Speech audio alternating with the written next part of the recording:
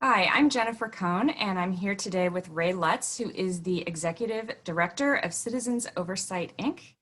Hi, Ray. How are you doing? Great, great. Good to be here. Thank you. Yeah, it's nice to talk to you. So I'm really excited to talk to you about your new project, which is called Audit Engine. And Yeah. I'm hoping you can first tell me a little bit about Citizens Oversight and head into some information about Audit Engine and what it's about. Yeah, it's a pretty interesting story that probably would be good told in another whole like hour or something about citizens oversight. Uh, because it actually started back in the mid, aughts, 2005 or so as an idea. And we just noticed that we were much more productive if we actually went to meetings and maybe said no at exactly the right time and stopped something versus, going to meetings and talking about it and crying on each other's shoulder, or After. maybe, competing between different nonprofit groups and never getting anything done. Um, it was just so much more productive when we said, okay, let's and we were in the media right away because we stopped a few things. And then one of the big projects, the first one, we had no idea was going to be this successful. Was we heard about a training camp in East San Diego. It turns out it was Blackwater Worldwide setting up 850-acre massive paramilitary, mercenary army, private army, right on the border. And you just And stumbled onto that? That's Eric yeah, Prince's it group, was the right? Or it first project was? that we took on, and it was Eric Prince, and it was crazy. This was a year and a half of work, but it was like it was in the news every other day. It was in either the New York Times or the Guardian. It was a worldwide. Al Jazeera, everybody was covering this. But the And actual operation was in California? yeah, well, their headquarters is in Moyock, North Carolina, but and that's just like across the border from the headquarters DC and so forth. So that's where their main thing is. But they wanted a presence here in San Diego because they wanted to get all these contracts. So big picture was that Dick Cheney, wound down a lot of the bases nationwide in the base realignment and closure back in the 90s. And indeed, we didn't need as many of these bases, but also he over reduced, and a lot of the training wasn't around so that his company, Halliburton and others, could get these contracts. And so Blackwater wound up trying to get these contracts for training. So he would set up a shooting range, driving track, helicopter pad. And of course, the residents out there were up in arms because they had moved out there to escape, chemical contamination of the city, and they wanted peace and quiet. Now they're Oh going to God. have shooting ranges open until midnight. So it was quite an amazing thing when we struck upon just trying to do a little bit different from what we were doing, of engaging more with the local meetings. And And this these were went on. election meetings though, right? You found out about Yeah, well, this meetings? was actually what got me involved in elections, is because the thing about Blackwater is that the main deal that we did, the main strategy that we had, was that the local residents, I, coached them on this. I couldn't do it myself because I don't live out there. But I said, look, you can recall the planning group. This is an advisory body, but it's important what they vote on. And they had voted 7-0 to approve it. Of course, they were sitting there with Blackwater logo T-shirts at the Oh my dais God. of their thing because they'd been back with whining and dining by Blackwater to get them their vote. Oh And God. there was also people, like one woman who was, turns out she was like so like gung-ho for Blackwater. Why is this person like so gung-ho for it? We didn't know why. And Mhm. turns out she used to live in Moyock, North Carolina, and just happened to move to Potrero, a town of only like 850 people. What's the chance of Coincidence. anyone Yeah. ever moving? And Yeah. then what's the chance of someone moving from Moyock, North Carolina, the headquarters of Blackwater, exactly in concert with their expansion? She had to be a plant paid for by Blackwater to basically plow the field and get it ready for them to go in there and be approved. They did a lot of this. So it was quite interesting. And did you So stop as it? I said, as a part of this, we did a recall election. And Hmm. so they hand counted the ballots, and I set up a camera looking at the ballots as they were doing it. I could see every ballot go by. We could verify how the vote was, whether they were counting it right. We thought, gee, that's pretty nice to be able to just video record, basically it'd be better to take a snapshot of every ballot and then look over the snapshots. Anybody could look them over and verify. It's a great idea. Well, the Yeah. equipment at that time, this was 2005, was not able to do that. Can I ask you a quick And question? so, yeah, I'm sorry to interrupt, but why were they hand counting? If they had, did they have scanners? well, it was only 850 people. All right, and so it was a special election just for this. That was the So they only weren't thing on using the ballot. scanners at all for that election? No, Okay, they got it. just didn't use anything in that election. And also, I thought, gee, this is pretty nice doing a hand count. But even if you did a hand count, you would kind of want to have those pictures of the ballot so that later you could look over it and verify. Yeah, audit. And then I started interacting with the elections department, and I thought, I'm an engineer, so I got a good mind for reading. Hate to say this, but reading like procedures manuals and knowing what's going on. But I'm good at it, so I thought I'll just read over what their procedures are and understand what goes on there, and maybe I can make some recommendations. And I said, well, give me your procedures manuals. Let me look them up. They go, procedures manuals? Oh, We God. don't have any such written procedures. I Right. go, well, no written procedures at all. How do you know what you're doing? So it was just turned out to be, I found out that a lot of these election departments is just an utter mess. Yeah, they just And figure it out on the fly. but that idea then gelled in my mind about taking pictures of the ballot, basically the ballot images. And nowadays, most of the equipment being used in at least the top 10 battleground states in this upcoming election, almost all of them do have the capacity to create ballot images. So the question is going to be, number one, do they delete them? Okay, because there's Right. Do sometimes they automatically, I'm sorry, I'm interrupting again, but do no, it's fine. they create them, or do they have just a capacity to create them? No, they actually have to create them, Okay. because the way they work is they take a picture of the entire ballot, and then and the way they do that is using inside these voting machines is a piece of hardware that they buy from like Ricoh or somebody, and the paper goes through to get a whole image out, so it gets created. Then the question is, do they get saved, or basically do they elect to not delete them because they are created? And of course, in our system of government, there's a recognition that the public owns the government because we're democracy, and therefore we own everything that they create, including all the documents. So that's why you have a Public Records Act in most states and areas, in the FOIA, the Freedom of Information Act, regulations that allow the public to get the product of the government, whatever we want. As long as it's a document that they've created, they have to give it to you. It can also be digital records, right? That qualifies as And digital records. They made it very global. Like, what is a record? It's any writing, email, recording, app, anything. So here we have a record that sometimes is very briefly made, but it's still made nevertheless. And there's a setting, though, on only some equipment that allows them to not keep it. So they will be making the image and then possibly not keeping it. So the question is, do they have the capacity to make it? Number two, do they not delete them? Number three, are they going to make them available so that we can view them? Right. And how hard is it going to be to get them? So this is kind of what the issues are with getting that. But that's what, and this is why I'm saying it.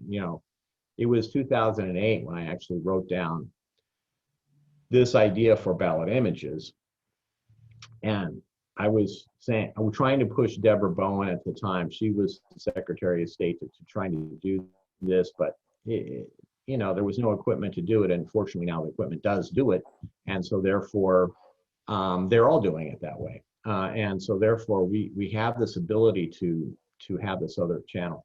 And maybe since I'm talking about a lot of this, I can show you this graphic I have set up. Sure.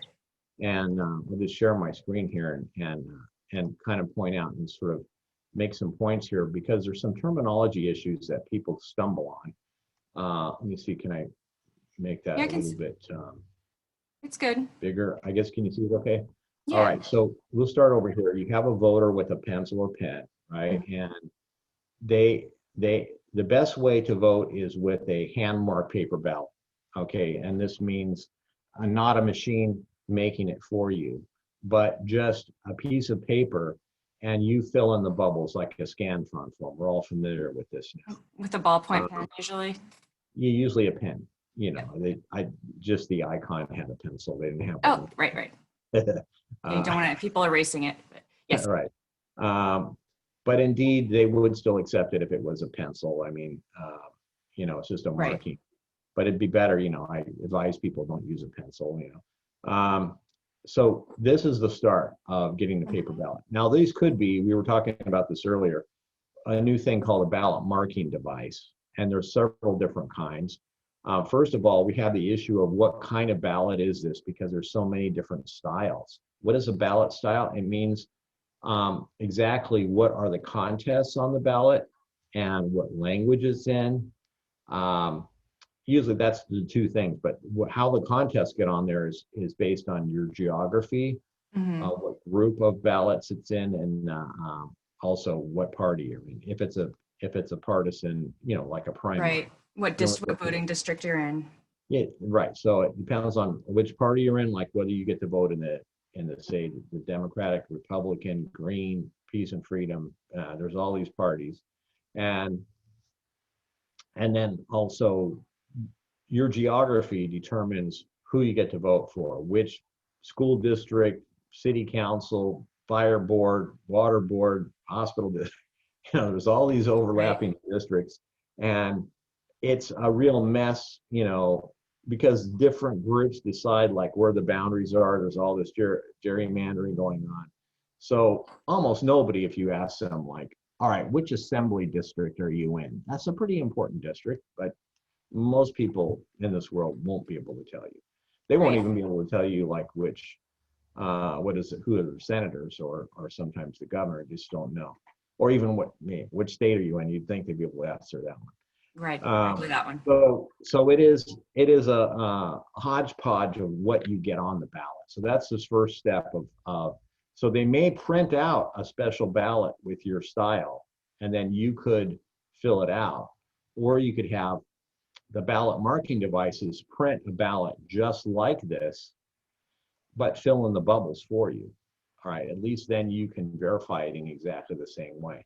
Well, except that the studies show that you really can't, that 93% of errors, right, are missed by voters. And the only helps is like if you have a completed slate to compare to it. And this is the thing, is that when you're completing your ballot on your own, you've got the pen in your hand and you're marking it. So there's a verification that goes on right then.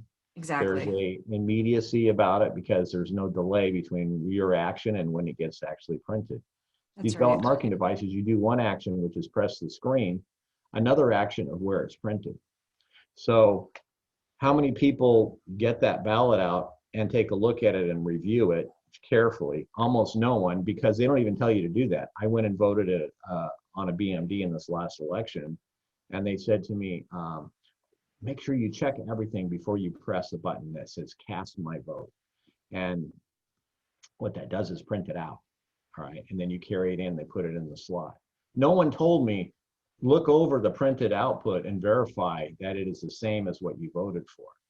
Because guess what? One of these ballot marking devices, and this is pretty important to understand, could be programmed to print on the ballot a selection that is different from what you just entered on the screen. And then you wouldn't necessarily check that to see what it is. But if you did, and you found out, oh, that's not right, and then you go up to the person, are you sure? These machines are pretty good. It probably was user error. I'll tell you what, take another ballot and try it again. They put it in. This time the machine is programmed to say, whenever somebody votes a second time, then I'm going to do the right thing. And it's going to come out right. Now that assumes that they're going to go back to the same machine, which they probably would. But another way to sort of thwart that would be go to a new machine. But that's a way that possibly you could have a very massive voter election fraud going on, and almost nobody would ever catch that. Right. And what's printed on that piece of paper is wrong compared with what the voter wanted. And then you really, all the auditing schemes and even our methodology for looking over ballot images won't work because we're looking at what is printed. Right. Now, one recommendation that we've made recently about this is that if they're using a BMD, that they, and this is not going to happen in this upcoming election, this is for the future, all BMDs should have a structured sort of a walkthrough verification where you are given the option of saying, would you like to check the paper, press here. And then it says on your first contest, you voted for John Doe. Does that match the paper? Yes or no? Yes. On your second contest, you voted for Susie Q. Right. Does that match your thing? Yes. And you go through the whole thing and until you get done. Now that is going to give us a very high level of knowledge that a lot of people would check it. But this is the problem. And that's why, and going back to this picture, the hand marked paper ballot is better than these other things for those reasons.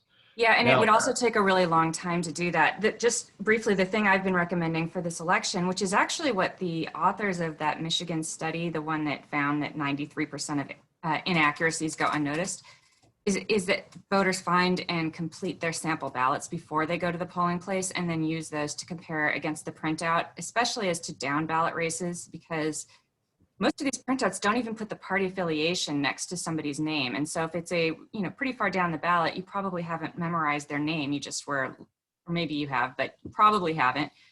And you're unlikely to notice any flips, and you're especially unlikely to notice if some of these races are just deleted. It's hard to check it over. It's in a different format. At least the sample ballot is going to match usually they match exactly what the ballot looks like. Not always, but the ones I've seen at least are similar. They sometimes are on different pages, but they have the little blocks and everything are formatted the same. And so that way it's easier to vote too, because you can say, well, it's the third one down, and it'll be the third one down. And it's not in alphabetical order. They usually scramble these things. So depending on which group you're in, that's another variation. I didn't mention that. So in addition to the geography, the language, all these things, there's also a scrambling of the options in there, or shuffling, I guess is a better word. The different names, yeah. So now everyone wants their name first. So, yeah. In the voting system, which is this big block here, this I guess what would you call that? Light orange. There's the first step is to put it through a scanner of some kind of. The color of the California sky, actually, right now, literally. Yeah, because of the fires. Yes. So this scanner, though, is going to be either in the precinct or very often, especially now in this election, it's going to be in the central office. So the ballots will be captured, put in a, so this is another issue of getting them to this point. Now, if you're in the precinct, you can see that it's getting into the scanner. But if you're voting by mail, you're putting it in either the mail or a drop box. Then there's a big gap between this and the scanner. However, they usually offer tracking, like online tracking, if you want to see if your ballot actually made it there. Right. One of the things that we're maybe working on in this coming election is to try to have people with their cameras set out to watch as these ballots are being deposited in the drop boxes. And as the Dropbox ballots are transported into the central office for scanning.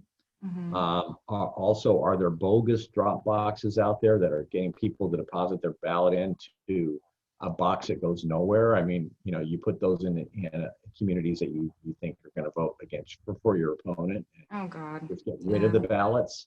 So knowing about these other, we need to have a lot of, basically people, the public.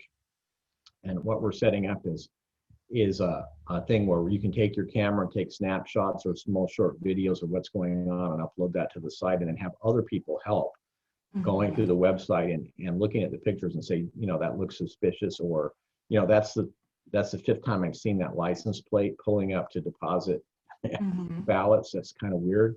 The same white band 5 times in a row.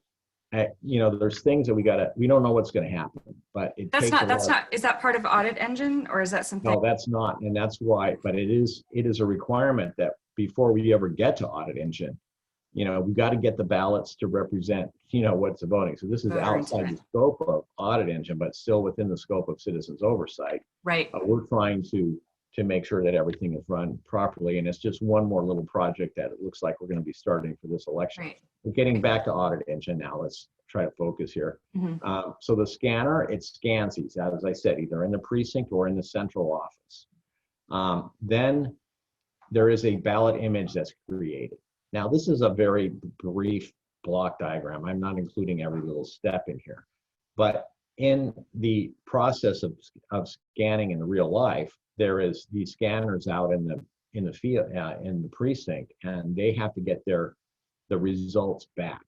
And as we were just mentioning, some scanners, they all have to make these images if they use them, but sometimes they've got it set to delete them. So that's an issue. And then are they brought back, and are they then acquired, they call it, from those USB drives into the main system so that we can get them. But once they're inside, there's a chance that we can get them. But their process is like this: they extract the vote, usually inside the machine itself. Okay, so they take the ballot image, extract the vote, which means recognize whether there's a little bubble there, you know, colored in or not colored in. And then they create a cast vote record, which is basically just a record, a data record and data file of ballot number, you know, what you voted for all the way down the line. Is that at the precinct usually created, or is that created at the county central tabulator? Wherever the scanner is. So usually the scanner, inside the scanner, sometimes they get off what they call commercial off the shelf COTS, commercial off the shelf scanner. Yeah, because you can go out and buy a scanner out, you know, just at, you know, scanner supply store. And a really good one might cost you, say, $25,000, $30,000. But it's hardly even close to what they're charging for these scanners inside voting machines. The big scanners that they charge, they're like charging $1 million. So it would be very much, I think, cost effective to use a commercial off-the-shelf scanner and create scan images first step, and that's all that's created. And then as a second step, do the vote extraction, where we basically look at those images and find out what the voter has intended, and then create the cast vote records. There's a couple. These are the definitions that are important to know. There's first a paper ballot, and then a digital ballot image. They're different. And then there is a cast vote record, which is not the same as either of these other two. The cast vote record is something which is, I'm showing a printout here, but it's basically a data file that is electronically readable and processable. Okay, and then from that, you would add that all up and get the official results. All right, this is their process. Right. So the danger here in their process is that these official cast vote records can be potentially modified by a compromised insider who would just you know, flip, let's say, 10,000 votes in the, basically it's like a big spreadsheet, and change those votes. Now, the only way to find that in process would be to go back to the paper and see, and add up enough paper to see if the results are different in the paper. And that's one way of auditing. That does go all the way back to the paper. We like that because there's a chance that something happened here between the paper and the image. It could happen. Right. But it's a really good, important point in this process where we can now get these ballot images, and those are just so valuable to us for doing oversight. Why? Because they're already electronic. And so we can have a machine that will analyze those for us, as members of the public, trying to audit these systems. Because the bottom line here is that these elections that are done in this country need of oversight by the public, you can't trust anybody. I mean, the election officials, oh, you can trust us, but actually, no, you can't. I mean, any one of those could be compromised, blackmailed, trying to get their favorite candidate to win, whatever it might be. Right. And we shouldn't have to trust anyone. I mean, they shouldn't have to trust us. We should True. I trust mean, them, you shouldn't, but the problem is that you can't. So it comes down to the only elements here that we can trust, and even that's hard, is the general public is all we're left with, and that's us. So we have to provide oversight over our government in this aspect. And so this is why, the whole idea of citizens oversight, we as citizens have to provide oversight. We cannot say, okay, government, check on your own work. Yeah, and let us know if it was right. Are you kidding Well, me? for the most part, that's what we do. That is what most That's people exactly do. it. Like you say to the election officials, perform an audit. They go back in the back room, change the numbers, and say it's all clean. Didn't make any mistakes at all. In fact, there was no Right. deviations whatsoever. It's so perfect. I mean, we're going, yeah, first of all, this doesn't happen in real life. You got to come out with some discrepancies. But time and time again, they say absolutely clean. So it is, that's like I like to tell people, it's like asking someone on the freeway, if you go over the speed limit to, police officer, can I have a ticket? Because I noticed I went over the speed limit. Right. And, Yeah, having people audit themselves, ridiculous. you should not be auditing yourself. But if you are doing that, and that's what they're doing, then we need to watch them very carefully. And Right.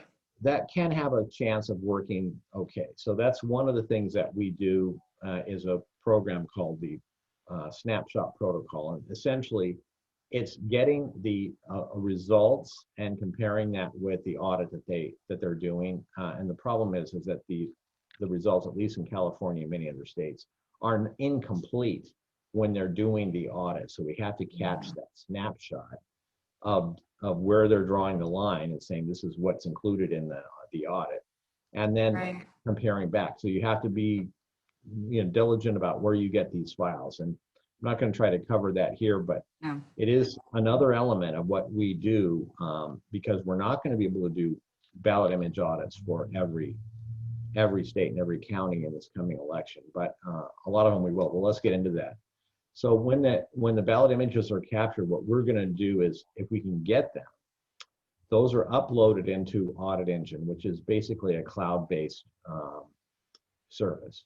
Mm-hmm. It's cloud-based because we get the facility of using many, many machines in parallel, which really helps us get it done quickly. But the first step is a very difficult thing that we have to do that they don't. And that is, we have to do a style analysis and figure out what ballots, what they number these. And so on these ballots, there's little barcodes, or usually there's a homebrew barcode like these have it down here at the bottom. And that barcode basically just provides a style number. And that style number might be directly indexed into the exact type of ballot that you have, but it isn't always that simple. And some of these style systems that they have are so complex, it takes too much time for us to figure it out. So what we do is we basically just, at this point, we do just use many different styles that they have. And like in San Francisco, they had nearly 10,000 different styles.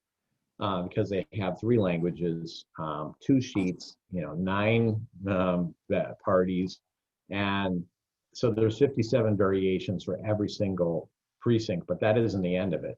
They also divide it up in other ways and have different groups. So it winds up being just a vast number of styles, and a lot of them aren't any different from our standpoint. The bubbles are in the same place; they mean the same thing. Okay. All right, so essentially then there's a style analysis. Once we do that, then we can do a vote extraction just like what they're doing and make our own cast vote record, which is a evaluation of what's there. And then we compare them. We compare their cast vote record ballot by ballot by ballot, if we can get that. And we can find out the discrepancies down to the ballot. So this is not a statistical sampling, like a lot of these audits are, where they take a sample of some. We actually look at all the ballots, 100% of them, and we basically do an inventory of every single ballot and find out exactly what they all said. And it's also something that we haven't had as citizens, the ability to take these sometimes hundreds of thousands of ballots. Before, we couldn't even get to them because they're paper, they're back in a secured area, and it would cost hundreds of thousands of dollars to do any kind of a recount. Maybe they're destroyed. I mean, there's all kinds of things that Right. happen. Oh, yeah. And then, so you can't get to them. But now if we get to the ballot images, we can very easily go through this. It isn't just pressing a big green button and going, there's a bunch of data files that you need I'm not showing. But essentially, in a nutshell, we can take these ballot images and recreate what we see as a total. Now, no one is going to trust us either, right? Because we don't trust anyone, and we don't expect that to happen. So what we're doing is we're just providing a independent view of what happened. And if there's a big discrepancy, then guess what? We've got to go back, open a lawsuit, and go back and look at these paper ballots in detail. Because Right. the only reason for us doing this is to get an idea if we can catch some of the potential fraud that would Exactly. happen if somebody changes the cast vote records from everywhere, from when the ballot images are created all the way through, which is usually where you would think they would try doing it, because essentially they can go into the cast vote records and change sometimes thousands of votes at a time, and in just a blink of an eye. Let me just give you an example of that. Let's say you imagine a spreadsheet and you've got two columns, and one column is John Doe and the other one is Susie Q. And so those two columns, if you thought John Doe was going to win, all you did was change the title at the top, John Doe over here and Susie Q over there. And that means you've only changed 2 cells in the entire spreadsheet, and yet you flipped all of the votes. Flip the entire election. And they could say, oh, it was clerical error. Exactly. Somebody somehow Glitch. got those reversed. And so we'll change it back, no big deal. But you know what? This is what it would be so easy for someone to do that. Yeah, there's other ways that you could check it. There may be ways to do some people try to do say exit polling or other methods to try to compare with the official results. Sometimes it gives you a hint. But an exit poll, not that reliable, because people don't necessarily have to tell you anything, and they don't necessarily have to tell you the truth. Well, So they're not transparent either, I think is maybe the biggest flaw. Like that we don't really know. There's a formula attached to them, right? And we don't get. Yeah, it's a sampling, it's like the margin of error. So essentially that is what we have with Audit Engine. It is a very, very simply, it is a cloud-based, service. You upload the ballot images that you get from a public records request, or sometimes like in California now, San Francisco is posting them for every election. Wow. And San Francisco is a leader in that. And this is what we'd like to see. We see no reason why all the ballots, which are anonymous. I mean, there's no marking on these. In fact, it's illegal to put any signature or anything else on there. And it's also required that if the election official finds anything, that they have to remake that ballot and remove it. So by the time the ballot images are made, they're generally clean as a whistle. There's nothing on them. So there's no reason. There's no privacy. You can't figure out how people voted. I mean, there's maybe a very rare case where, like if everybody in one area votes the same way, of course you're going to be able to figure out how one person voted, for that one contest. Right. But it doesn't happen very often. Even if you just have No. a couple of people vote differently, you're not going to notice. So it is overreaching to say that these should not be available, or they need to be encrypted or something else. These should be completely available for the public to see. And once we get to that point, then this whole chain of events here, from getting the ballot image on, is never going to be viable. They won't be able to violate it or have it. Right. But then what happens? Okay, realize as soon as you clean up one part of it, then it gets pushed back to some other place. And that means, did the ballots get in? Did we suppress voters? Did we have long lines? Were the machines Right. not available? Did we put out bogus drop boxes and call people Right. up and say the election day has been changed? All of these are scams that are used to try to divert people and make it so they can't vote at the right time and place. Those are still things that we're going to have to still work on with other programs and mechanisms that, like the one thing I was Oversight. telling you about going out there with cameras and submitting to a crowd-based Right. facility. So we're still going to have to deal with that. But I think that in this election, we've already heard that some of the candidates are saying, we want you to vote twice, or I wouldn't put past anybody to start any of these parties to start saying, okay, let's try to violate it and do something wrong. So it is going to be super important that this year especially, that we really try our best to get these ballot images and to get them processed to a great enough extent so we're sure of the result. Yeah, I agree. So, I mean, the concept is this is a check on the actual counting of the ballots, it's not a check on the marking of the ballots, but the counting of the ballots is certainly a huge part of the process and absolutely worth checking. And the thing that's so infuriating in our country is we've been using electronic voting machines for, I think, more than 2 decades. They really came to popularity around the 2002 Help America Vote Act, but we never have enacted meaningful manual audit laws. And experts say typically what you want to do is, compare a hand count of these preferably hand-marked paper ballots to the electronic total, and that's the way to see if the electronic total is legitimate. Our government's failed us. They don't do that. And so this is a way for the public to provide some oversight if we can get those images, right?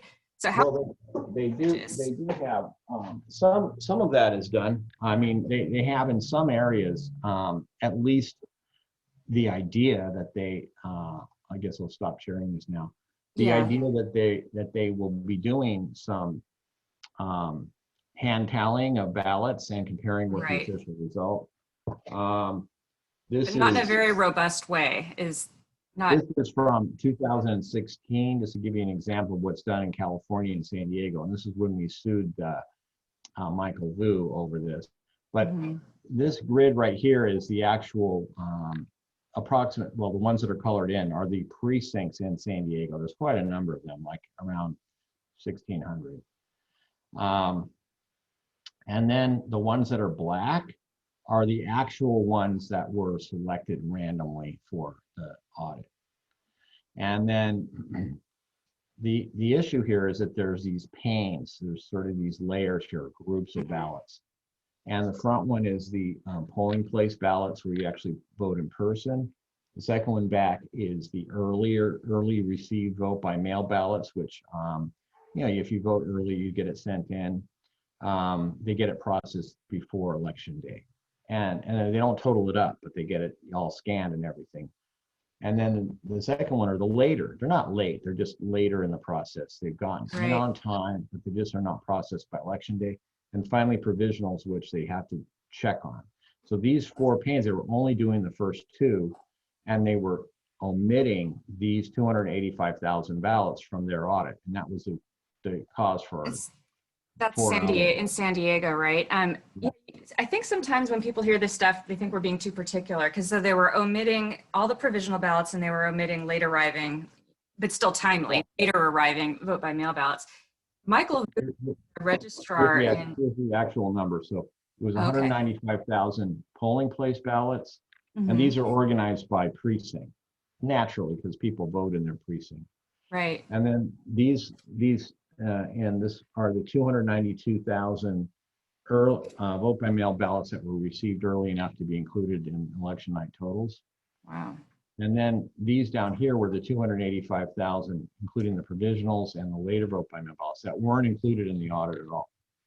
They decided not to include these, and that's what we sued them about. And so And these basically that's an invitation to commit fraud with the provisionals and later arriving. basically, and now it's even worse in this election because we sent a letter to the governor, in fact, about this because if you omit the later arriving vote by mail ballots, they are growing in number.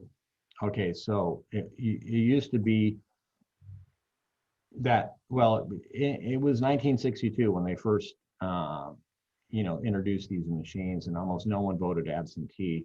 And then in the 1990s, they made it so you could be a permanent absentee voter. And then California. by 2000, it was like 20% were voting absentee. And then by 2005, it was up to 40%. And that's when Deborah Bowen said, okay, enough is enough. You're not including any vote by mail ballots in the audit, none. So you're going to have to include them. So they passed the law. You had to include vote by mail ballots. 10 years later, 2016, they still were not including any of the later vote by mail ballots. They're just including the early ones. And we said, look, the law says you have to include vote by mail ballots, so you can't, not include the second half.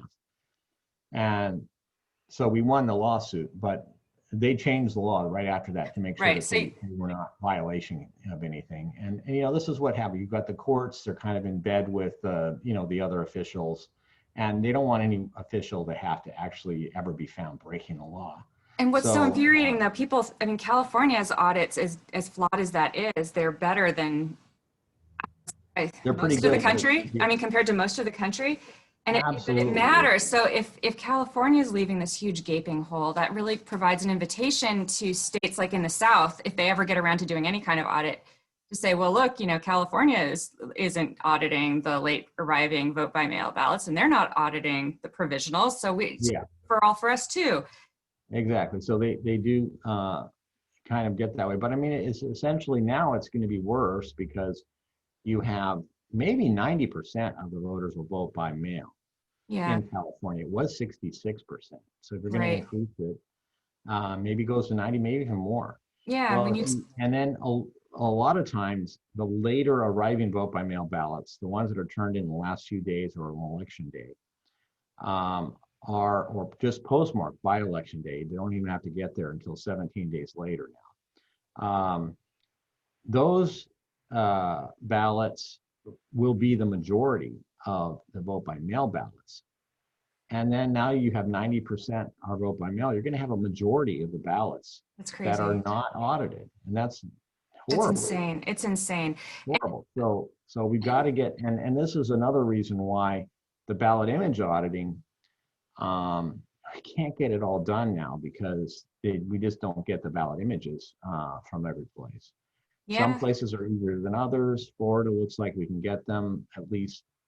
We can get them from half, right? And then Michigan has no auditing whatsoever, and we've got a Democratic Secretary of State there. She should. And so you would think that they would be at the forefront wanting to do that. So what we're doing is we're just on the verge actually right now of we announced it to the election officials, like around a year ago, that we were working on this.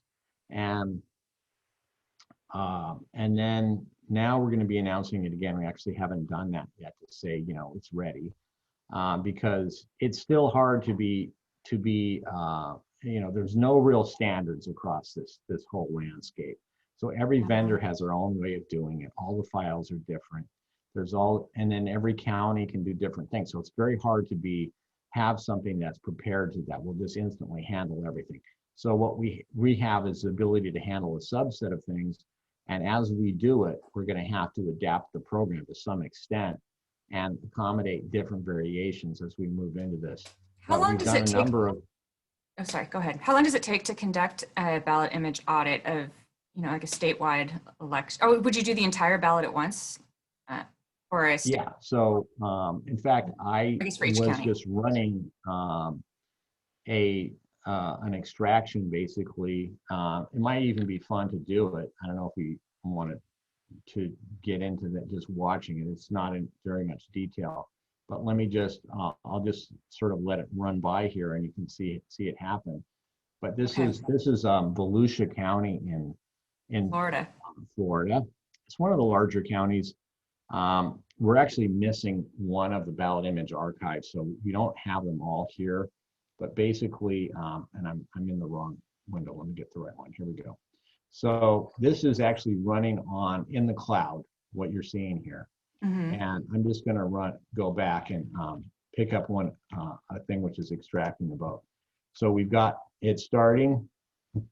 These are all the different archives. Now it's queuing up 200 votes at a time. It's just creating the task list to say, Wow. we're dividing up it's about 48,000 ballots into 200 ballot chunks. And for each of the archives, there's 2 archives. You can see there was 161 chunks in that archive. And now it's going on and creating chunks for the other archive, 200 ballots each. And as soon as it completes that, so it's got 244 task lists, and it's going to start initially doing just the first one. So we have it set up before we actually launch 244 different computers running, because we do have to pay for each one a little bit. They charge us by the 10 millisecond chunk. So it's going to take a minute. But as we're talking, you can see this. And as soon as it gets done with one, then it's going to launch the other 243. And in just the space of about, twice as long as it's going to take for this first chunk to get done, it'll get done with all of them. And normally, this was taking us about, what was it? It would take us, I think, 33 hours to do this. I had Without the software? Calculation here. Yeah, without spreading them out. So if there's, let's see, if it was 48, no, it's less than that, 48,000, and let's say it takes a second each. There's 3,600 seconds in an hour. So it's basically taking, 13 hours. Okay, so it was taking 13 hours of runtime on a regular computer to do this counting once we get to the extraction point. And now it's going to take, so each one of these computers that you get in this cloud, they're called lambdas, by the way, but you don't get them for very long. You can only use a computer for up to 15 minutes. That's as much as you can get. Interesting. And then it goes away. So you never have to worry about hardware ever failing, because you never have to use it for very long. You don't get to use it for very long. And if something fails, you just take it out. No one knows. So I don't actually know, how many computers are really there or where they are or anything. But it does miraculously get this done within, it's just a few minutes, getting it done in just a few minutes. So this first one's going to be getting done in just a second, and then you can watch it. You will watch it at least launch the rest of them. We don't have to watch them all get done, but I'll give you an idea of how. And this is not how the user will use this, by the way. This is more of a direct, watching what's going on. The way the user will use it is through a website, uploading the archives, and then there are some other configuration files that have to be done. So if you're asking more like how long does it take from start to finish, then you would have to enter into that the questions about how long does it take to configure it. Now, what are the configuration files? I'm not going to go into a lot of detail, but it mostly comes down to getting exactly what is written on the ballot versus what you have in a data file. So it might say, for example, mayor, right, on the ballot, but it actually means mayor of, Edgerton Township or whatever it is. So, and that doesn't say that on the ballot, because you have to get more specific. Edgerton Township ballot, and so it doesn't say Edgerton Township mayor. And so we need to know exactly what that says so we can match that up exactly and know which. That makes sense. Now, as you see this is actually launching the other, I see 96, 100, 100. So it's launching all the other computers to run. And now it's going to the second archive and it's launching all those, some 81, and for some reason it's pausing. I don't know why. But I guess. So are we able to get images? I mean, are they preserving them What states are preserving them, or what counties and what states? Starting with the battlegrounds. Are there any battlegrounds that are preserving them? Yeah, You some get of the them? battleground states are preserving them. Oh, okay, so I'm seeing here that now we have 243 processors running, and then it's Cool. you're going to see that countdown. Yeah. Yeah. So in terms of the different states that we know that they're preserving them, and the second question is, can we get them? Okay, so first step in preserving, we know that Arizona is preserving them. All We of know, Arizona? I'm sorry. Is it all of Arizona or just? yeah, Yeah. I believe all of Arizona is All right. preserving them, but they have not, and they went through the lawsuit there on getting them preserved. Um, Wisconsin, at least some of the counties do. Dane County has made their ballots available, and this is one of that's That's Madison right. City area. So we should be able to get those ballots fairly easily. Just Dane And County, though, right? The other. I just don't know about the other counties. This is something that in this election, since we have this tool, we're going to be going after all of the other, a lot of the other ballots that all the counties, basically not, we don't want to ask for all of them because you can ask for maybe the most populous 20% of the counties and we'll get 80% of the voters or maybe 90. And that's enough to know what's going on. And it may even be okay for us just to get basically a sample here and there, a random sampling of audits Yeah. throughout. Because if they know that we might come to them and Exactly. If they audit know them, you're only doing the top most populous counties, I'll just do it. And I mean, no, but if they don't know where we're going to go and right. we say, well, we could basically audit anything, um, Yeah. and we probably will go to the most populous because those are the ones that are going to be hit on by any fraudster anyway. That you have to hit those because you can't get enough of a change in the other Right. I ballots. see. So even if you use some of the smaller counties too, you have to hit the big. Yeah. So now and the Florida has such a horrible audit. They at least have one, but they only choose one contest randomly. Right. And what are you And it's going to after certification. It doesn't even have any legal effect. yeah, but I mean, the one contest, the ones I've seen, they usually choose a judgeship or something that's absolutely meaningless. It's a yes or no, and it's just advisory. You don't want to audit that. Yeah, they should be required to do, the presidential contests. Some of the other important contests that are there. But so we have Michigan, which is an important one for us. It's a swing state. Not doing any auditing at all. And they it looks like we have some cooperation there about at least saving and preserving and maybe even accessing them. In just the one county though, right? Just Dane County. Yeah, so I see now what it's doing, it just combined all of the results and it wrote them up. So that was a complete extraction of all of the 48,000 ballots from Volusia County, and you just saw it go by. Oh, that was pretty quick. Yeah, that's great. That's great. There's other phases of this, like Right, entering the data. Extracting and stuff. There's a few other phases, but they're not something that is undoable at all. And so what we have now is a tool that we can use to really great. Go after this. Yeah, so we're really proud of this. So I mean, if you had just the images from, say, one county from 2016 in Wisconsin, would you be able to do this just with the images, or would you need some? Well, we did it. We did Dane County with in 2016. We do have them, I think, from 2016. Have you run it yet? Those were actually a little bit, they were the earlier, let's see, I'm on the wrong screen there. They were an earlier generation of ballot images. But we do have, let me just check really quick of the ones that are available, because we've been developing, and this is one thing that we want to do, is to have in our ballot image archive, the ballots from different places. So I've got Dane County in 2016 November. So yeah, I know if you run it. Did you run it? Do you know? Have you? This is one that we could run. I have Run it it, run run it, this run way. it. Please run it.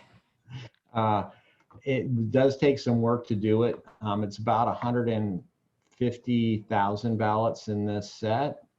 Oh my God, you got to do it. You You got to can get see money here to do there's it. 1, 2, 3, 4, 5, 6, 7 archives.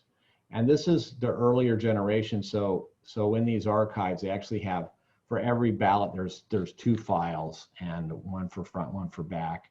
And they're encoded in a weird way. But something that we theoretically have the ability to do it. You know, we can put that on our list. It's not something I can do the second. It would be No, I'm cool if sure we it's could. not. I'm sure you're busy, but just hypothetically, how long would it take you from now? Let's just say you started tomorrow with what you Yeah. have from Dane County. How long would it take you, do you think, approximately? I'd say, you know, we Now in take a completion. couple of days of looking at the ballots, and you know, it depends on what you come across. You'd have to look at the ballots and see what they look like, and you know, we've had pretty good luck with these. We'll just take a look at one of the ballot images here, and see what they look like, because the hard part has been that sometimes we had to make some adjustments to our software because of, now see, this is an older format. Their barcodes are different along the sides. Mm-hmm. One of the things that happens on these is that a lot of times these gray areas, these look pretty clear. We can make out what it says president here. But a lot of times when they do the gray background, it just turns into a black blob. We can't read it. I see, Not so that that that's won't a work. showstopper. Yeah. I mean, we could. I want to say something quickly about the barcode, though. These are not barcode voting like I talk about a lot. These, because there aren't votes inside the barcodes. So this Right. is. These barcodes here along the side, they're along these timing marks. And the timing marks are pretty important because the ballot, as it goes through, will kind of jam up sometimes a little bit and stall, and it basically makes the image look like it's stretched out right there. I see. And so it's yet another factor that we have to deal with, is this Right. stretched image. But no, this looks pretty easy in that what they've done here, and this is one thing that we can usually deal with pretty well, is when you put a box around every single one, that Mhm. makes it easy for us to figure it out.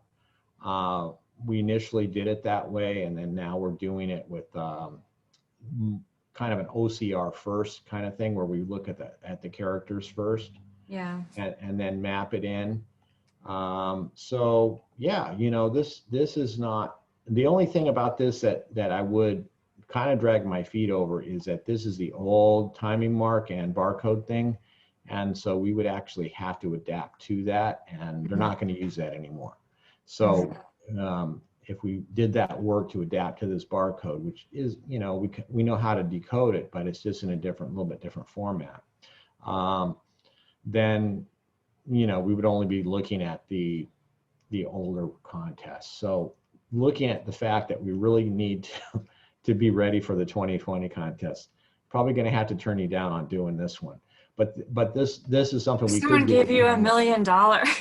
when we have more time. Yeah, if you give me I $1 don't million. have $1 million, unfortunately, to give. No, I think that you know, we're kind of budgetary looking at, you know, it probably costs a few $100s to run.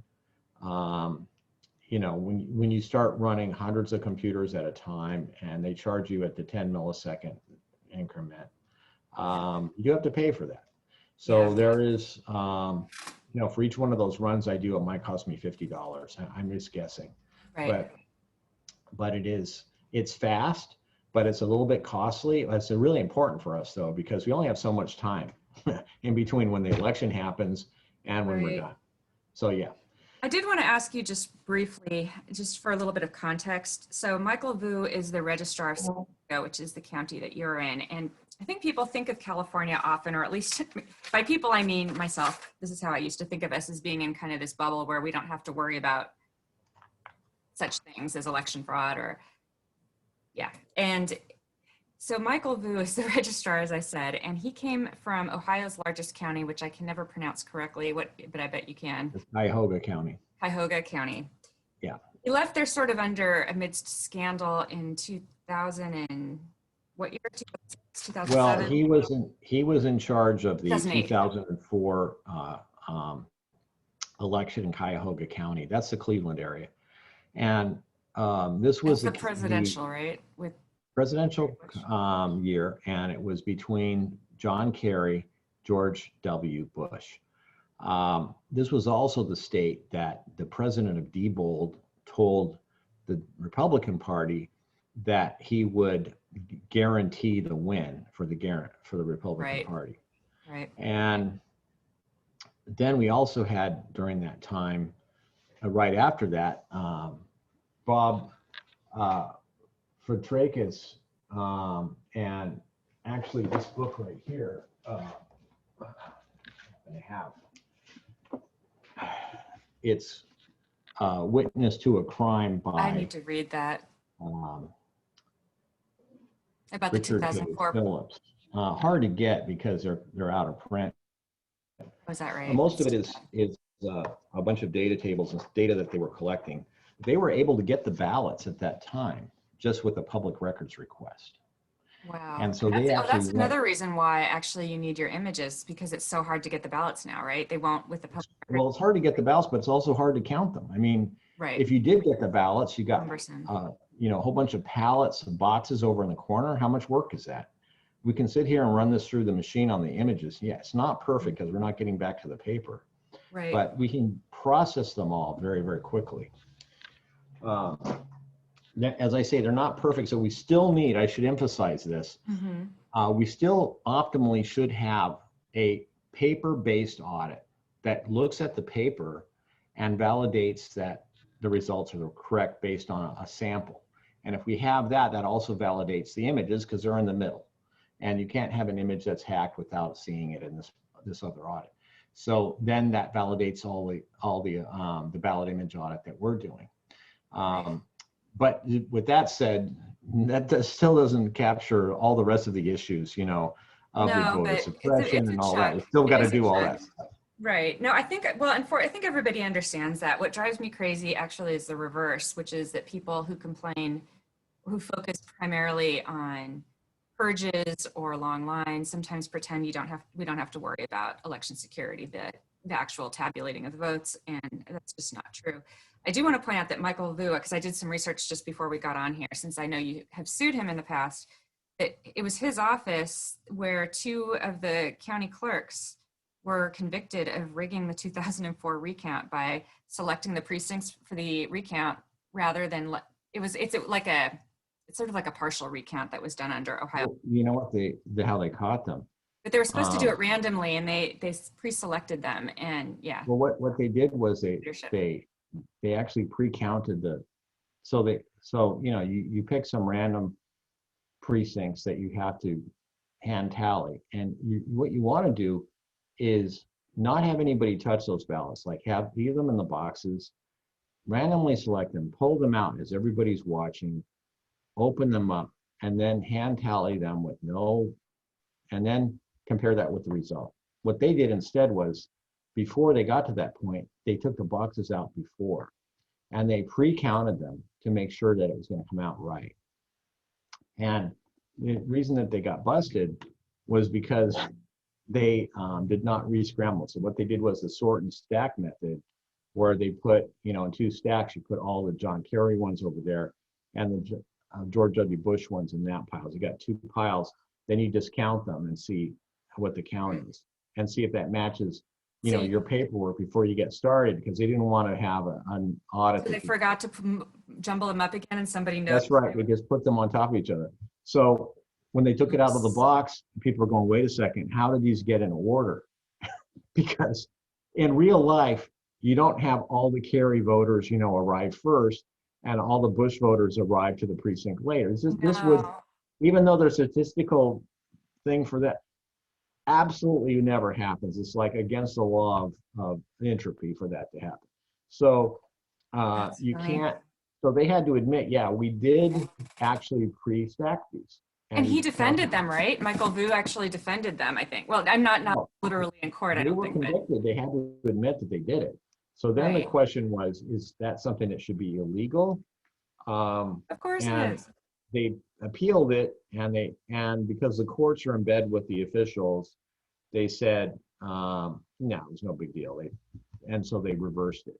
And Oh, so so if you their ask Michael convictions were Vu about it, reversed? yeah, so if you ask Michael Vu about it, he says, oh, that was all reversed. It was Oh, nothing. brother. Yeah, but didn't he also disqualify a bunch of provisional ballots? He lost hundreds of voter registrations so that people were disenfranchised. And then Jennifer Brenner, who is the Democratic Secretary of State that tried to clean up after that election, she made his entire board resign after he resigned. I mean, he resigned under no one really knows what conversations were had, but the suspicion Yeah, asked to it was resign. under a cloud. He was told to resign. It wasn't actually, what I understand is that he didn't resign because his two subordinates were convicted. It wasn't that election. It was the one after that when Oh, okay. he introduced new touchscreen voting machines, and it was a complete disaster. And then they basically, gave him his pink slip after that. I Um, see.